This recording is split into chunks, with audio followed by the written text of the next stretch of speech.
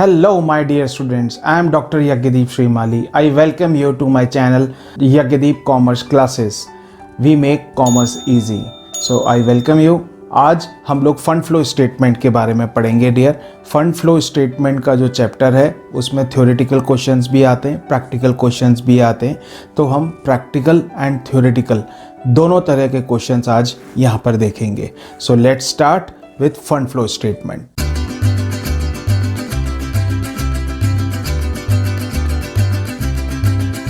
तो डियर अब चालू करते हैं importance of fund flow statement कि हम फंड फ्लो स्टेटमेंट से हमें क्या क्या पता लगता है, हम क्यों पढ़ते हैं।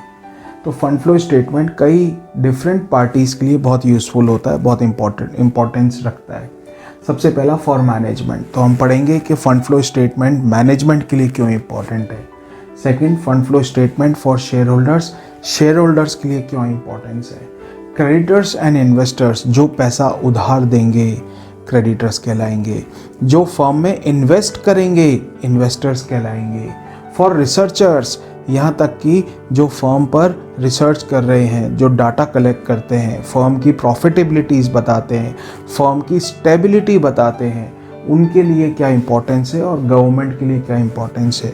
तो देखो, सबसे पहला हम बात करते हैं फॉर मैनेजमेंट का क्या फ़ायदा होता है फंड फ्लो स्टेटमेंट्स बनाने पर, देखने पर।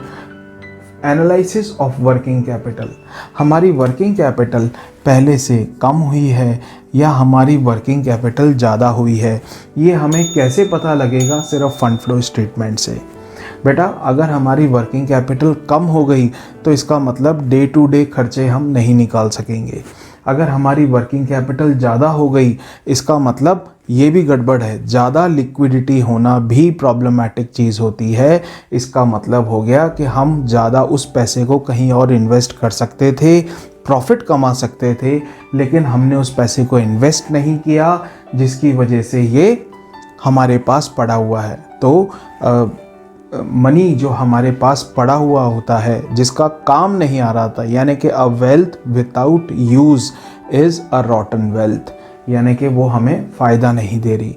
लेकिन अगर हम सिर्फ अपने काम का पैसा रखेंगे और बाकी का पैसा हम इन्वेस्ट कर देंगे तो दैट इज़ हमें प्रॉफिटेबिलिटी प्रोवाइड करेगी।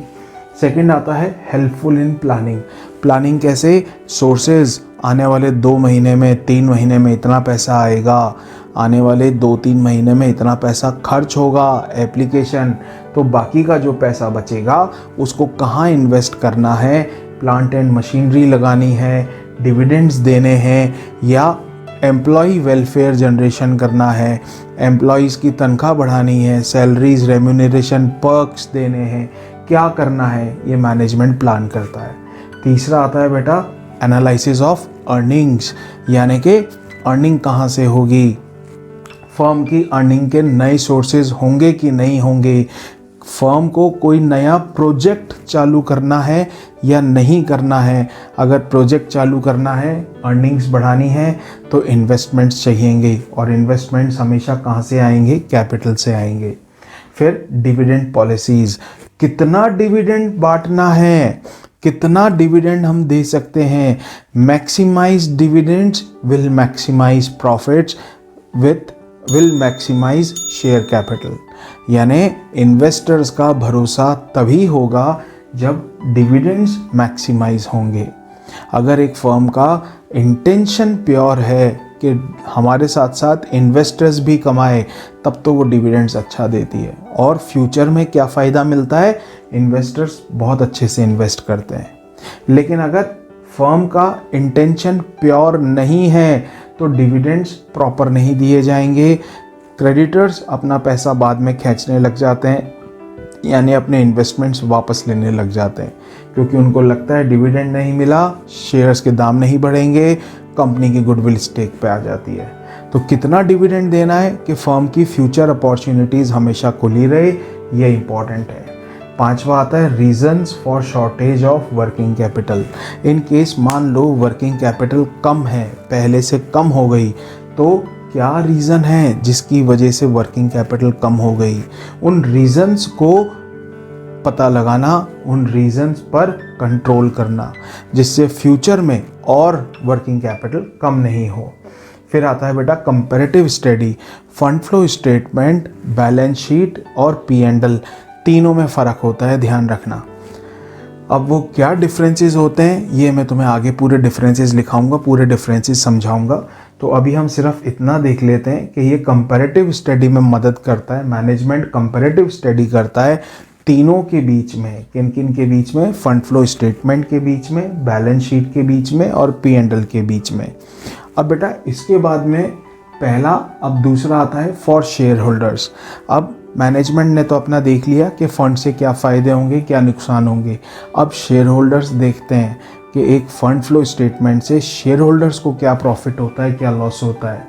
सबसे पहला financial management of a firm देखने को मिलता है।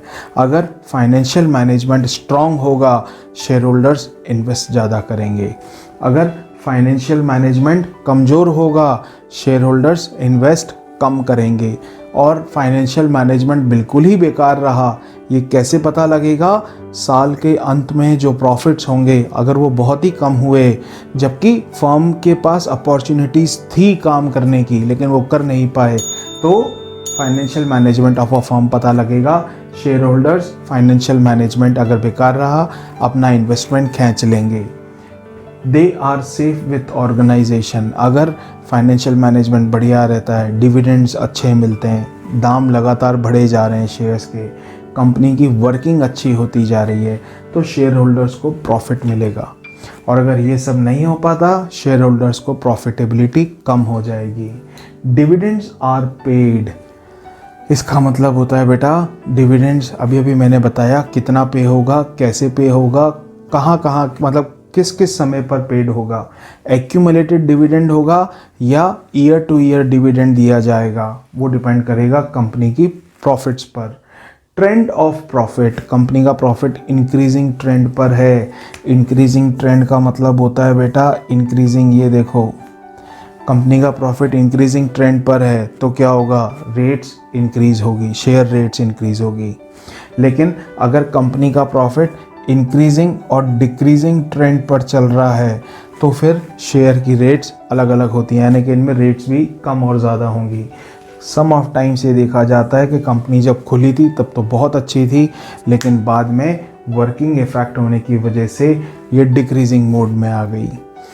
तो शेयर होल्डर्स इस तरीके से देखते हैं, मैनेजमेंट इस तरीके से देखता है। अब हमारा जो तीसरा है फॉर क्रेडिटर्स एंड इन्वेस्टर्स पढ़ेंगे।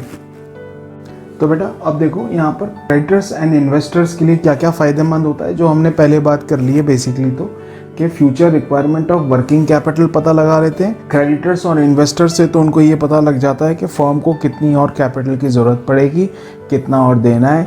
अगर फर्म लोन ज़्यादा लेती है, प्रॉफिट कम कमाती है, इन्वेस्टर्स कम इन्वेस्ट करेंगे।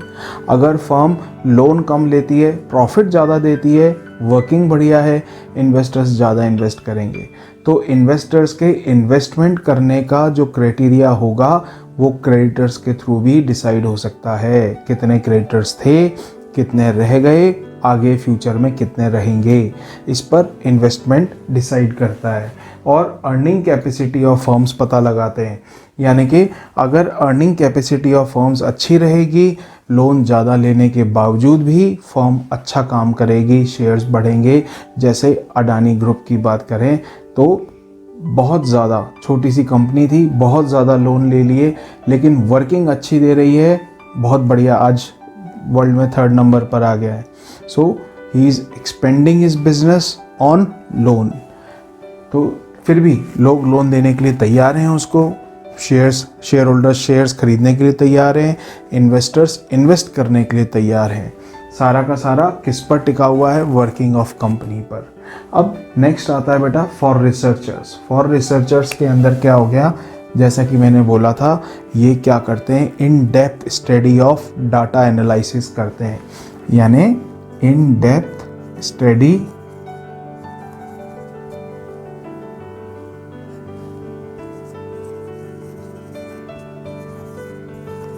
Of data. अब डाटा स्टडी से रिसर्चर्स को क्या फ़ायदा होता है कि इंडस्ट्री की दूसरी फर्म से, और जैसा कि मैंने तुम्हें पढ़ाया था कि माइक्रो एंड मैक्रो एनालिसिस के बाद हम पूरी की पूरी मैक्रो एनालिसिस ऑफ गवर्नमेंट कर सकते हैं कि किसी भी इंडस्ट्री में क्या ट्रेंड चल रहा है। वो कब पता लगा सकते हैं? जब हम हर एक फर्म का, यानी जब तक माइक्रो एनालिसिस नहीं होगा आप मैक्रो कंक्लूजन नहीं दे सकते। और गवर्नमेंट के लिए फ़ायदा, गवर्नमेंट को ये पता लग जाए कि इस इंडस्ट्री में बहुत ग्रोथ हो रही है तो गवर्नमेंट उसे और प्रमोट करने के लिए क्या कर सकती है। गवर्नमेंट को अगर ये पता लग जाए कि इस इंडस्ट्री में ग्रोथ नहीं हो रही है, डिप्रेशन आ रहा है, तो उस डिप्रेशन को वापस बूम में कन्वर्ट करने के लिए गवर्नमेंट कौन सी सब्सिडीज़ दे सकती है। तो गवर्नमेंट को अपने इंडस्ट्रियल पॉलिसीज़ के अंदर चेंजेस करने में मदद मिलती है, इसीलिए इसको फॉर गवर्नमेंट यूज़फुल कहते हैं। यानी कि ये जो फंड फ्लो स्टेटमेंट होता है ये सिर्फ management, share holders, creditors and investors के लिए ही नहीं, सोसाइटल पॉइंट ऑफ व्यू से भी इम्पॉर्टेंट होता है for researchers and for government. Thank you so much my dear students for being with me, for studying with me, and please don't forget to like, subscribe and share my channel. I thank you very much. Comment if you have any query, I will solve it. Thank you very much.